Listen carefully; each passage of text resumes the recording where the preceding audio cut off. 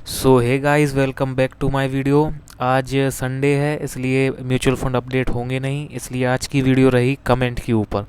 Comment से पहले मैं आपको एग्जिट पोल दिखा देता हूँ, आपने वैसे देख ही लिए होंगे। एनडीए एक तरफा जीत जीत रही है, 350 से 400 सीटें सभी एग्जिट पोल में एनडीए की आ रही हैं। तो ये एक तरफा जीत है, बड़ी जीत है, तो डेफिनेटली कल मार्केट इसको काफ़ी पॉजिटिव वे में लेगा और कल एक अच्छा खासा पॉजिटिव मूव अपन देख सकते हैं मार्केट में। तो बस अब चलते हैं वीडियो की तरफ। तो ये भाई पूछ रहे हैं कि पराग पारेख कम परफॉर्मेंस क्यों दे रहा है और जेएम फ्लेक्सी कैप और bank of India flexi cap में से कौन सा अच्छा रहेगा। तो आज की वीडियो इसी पर रहेगी, तीनों ही फंड को बहुत अच्छे से देखेंगे और पता लगाएंगे कि कौन सा फ्लेक्सी कैप बेस्ट है। तो पहला सवाल आपने पूछा कि पराग पारेख कम परफॉर्म क्यों कर रहा है, तो पहले वो आपको बता देता हूँ। देखिए, पराग पारेख का जब आप स्टॉक्स का एलोकेशन देखेंगे ना, तो 82% जो इसका एलोकेशन है वो लार्ज कैप स्टॉक्स में है। लार्ज कैप देखिए ज़्यादा रिटर्न नहीं देते हैं, लार्ज कैप का रिटर्न मिड कैप और स्मॉल कैप के मुकाबले कम ही रहता है। और ये फंड 82% जो है वो अपना एलोकेशन लार्ज कैप में रखा हुआ है। आप कैटेगरी एवरेज देखेंगे तो लगभग 62 का है, बट ये 82% लार्ज कैप लिया हुआ है। तो ये एक बहुत बड़ा रीज़न है। आप देखेंगे मिड कैप कितना कम लिया हुआ है, कैटेगरी एवरेज में मिड कैप आप देखेंगे तो काफ़ी ज़्यादा है, डबल है लगभग। ये सिर्फ 8% मिड कैप लिया है, कैटेगरी एवरेज में लगभग 19% के मिड कैप रहते हैं। स्मॉल कैप आप देखेंगे 10% भी स्मॉल कैप ये फंड नहीं लिया हुआ है, और कैटेगरी एवरेज में जस्ट डबल 18% के स्मॉल कैप होते हैं।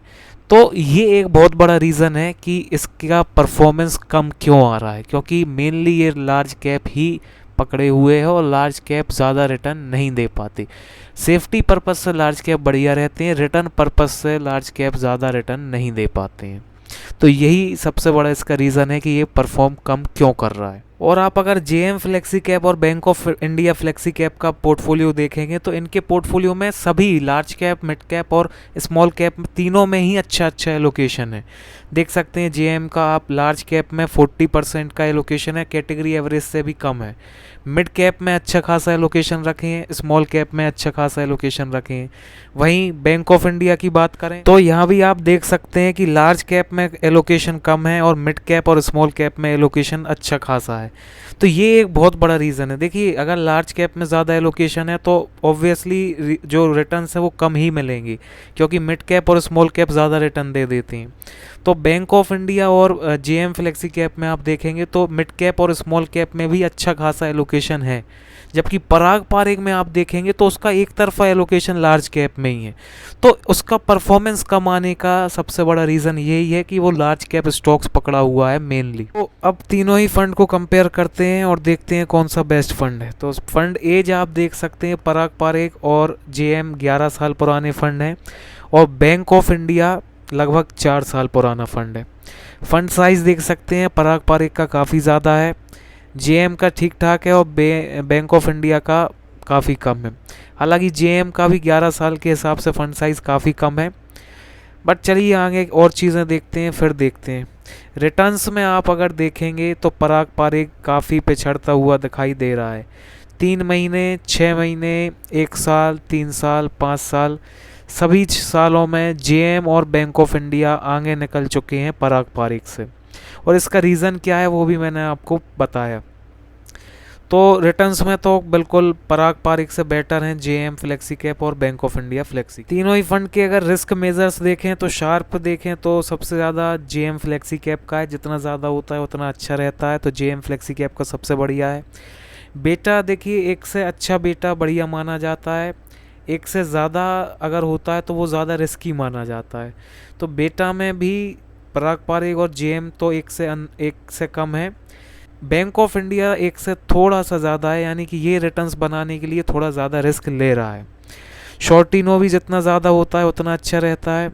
तो ये आप देखेंगे जेएम फ्लेक्सी कैप का सबसे बढ़िया है। अल्फ़ा का भी सेम है, जितना ज़्यादा रहता है उतना अच्छा रहता है। तो अल्फ़ा भी सबसे बढ़िया जेएम फ्लेक्सी कैप का ही है। फिर पोर्टफोलियो देखें तो इनके सभी फंड्स के पोर्टफोलियो में कौन कौन से टॉप 3 सेक्टर्स हैं वो देख सकते हैं। टॉप 5 होल्डिंग्स कौन कौन सी है वो देख सकते हैं।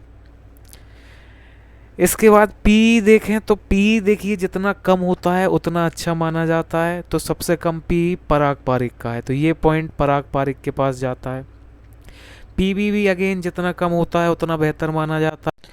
तो पीवी देखेंगे तो सबसे कम पीवी बैंक ऑफ इंडिया का है, इसलिए पीवी में थोड़ा सा बेहतर है बैंक ऑफ इंडिया।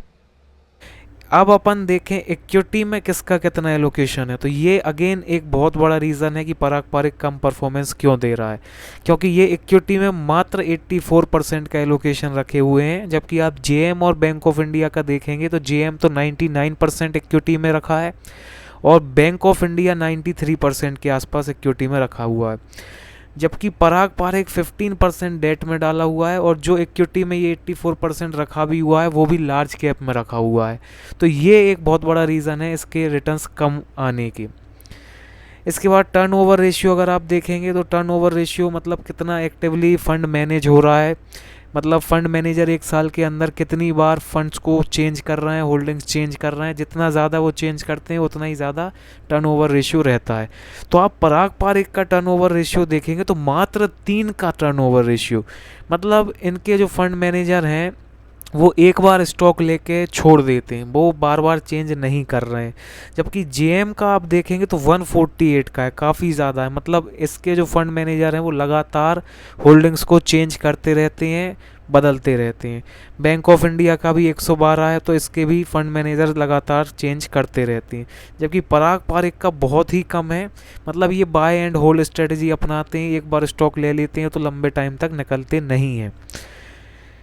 इसके बाद बाकी चीज़ें देखें, एक्सपेंस रेशियो भी सबसे कम जेएम फ्लेक्सी कैप का ही है। उसके बाद एग्जिट लोड भी देखें तो सबसे कम जेएम और बैंक ऑफ इंडिया का ही है। एग्जिट लोड में पराग पारिक काफ़ी कॉम्प्लिकेटेड है, एक साल से पहले निकलते हैं तो 2% का एग्जिट लोड लेता है और एक साल बाद दूसरे साल में वो फिर 1% का एग्जिट लोड लेता है, फिर तीसरे साल से एग्जिट लोड बंद होता है। तो ये भी एग्जिट लोड भी काफ़ी कॉम्प्लिकेटेड है पराग पारिक का। तो ओवरऑल आप अगर देखेंगे तो कहीं ना कहीं जेएम बेहतर निकल रहा है, पुराना फंड है, रिटर्न्स वगैरह बाकी सारी चीज़ें भी काफ़ी बेहतर हैं इसकी, और बाकी रिस्क मेजर्स वगैरह भी सब बढ़िया हैं। तो कहीं ना कहीं मुझे जेएम फ्लेक्सी कैप बेटर लग रहा है पराग पारिक।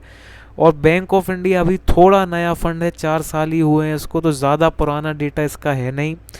तो ओवरऑल जेएम देखने में बढ़िया लग रहा है। आपको कौन सा ज़्यादा अच्छा लग रहा है आप कमेंट में बता सकते हैं। तो आई होप आपके डाउट क्लियर हो गए होंगे। और बस आज की वीडियो में इतना ही। आज की वीडियो में कमेंट्स के रिप्लाई नहीं करूँगा वरना वीडियो बहुत लंबी हो जाएगी। आने वाले दिनों में सभी कमेंट्स के रिप्लाई कर दूँगा, तो थोड़ा वेट कर लीजिए।